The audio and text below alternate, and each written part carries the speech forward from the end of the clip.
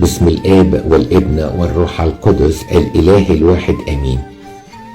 بفترة ومش من زمن بعيد اتعملت سلسلة كان عنوانها أسئلة المسيح، وكان الغرض طبعا مش ان نقول المسيح بيدور على إجابات. كل أسئلة المسيح كان وراها غرض ان الإنسان يفكر ويلاقي الإجابة، لأن المسيح كل المعرفة وكل الحكمة، ازاي هيسأل على إجابة؟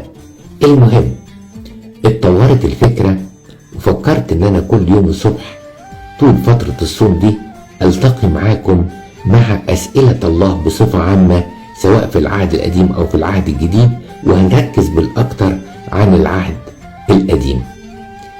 السؤال الاولاني سألوا الله او سألوا ربنا لقايين. قايين قدم ذبيحة وهابيل قدم ذبيحة. هابيل قدم ذبيحة ربنا قبلها، وقايين ربنا رفض ذبيحته. واحد استسهل وقدم طبق فاكهة، والتاني عمل اللي ربنا طلبه منه انه يقدم ذبيحة، وطبعا الذبيحة دي عشان يخليها ويسلخها وبعدين يقدمها محرقة دي خدت وقت ومجهود، بس ده اللي ربنا كان طلبه. ايه اللي حصل؟ اللي حصل ان قايين اتغاظ قوي قوي قوي، وابتدى يفكر ان هو يقتل اخوه.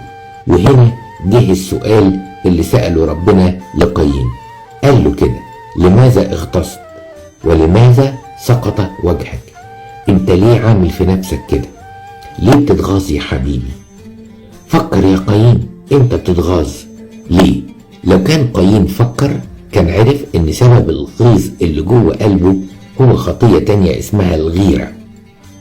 طبعا في غيرة حلوة، ان الانسان يغير من انسان متميز او متفوق ويبتدي ينهج منهجه، زي ما احنا كده نغير غيرة من القديسين اللي سبقونا.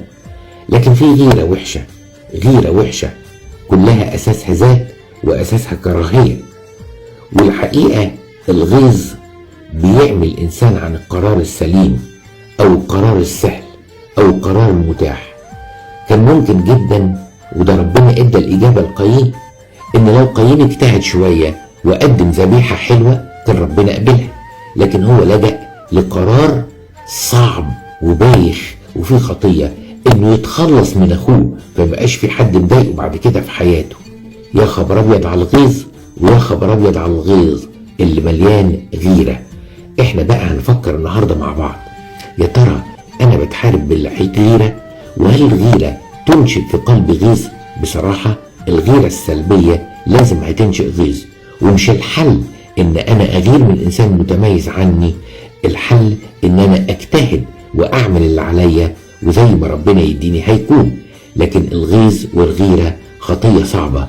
يا ريت يا حبايبي نفحص نفسنا النهاردة ونشوف الى اي مدى انا شخصية غيورة او شخصية غضوبة، علشان نلحق نقدم توبة. اقول لكم ايه؟ صباح الخير.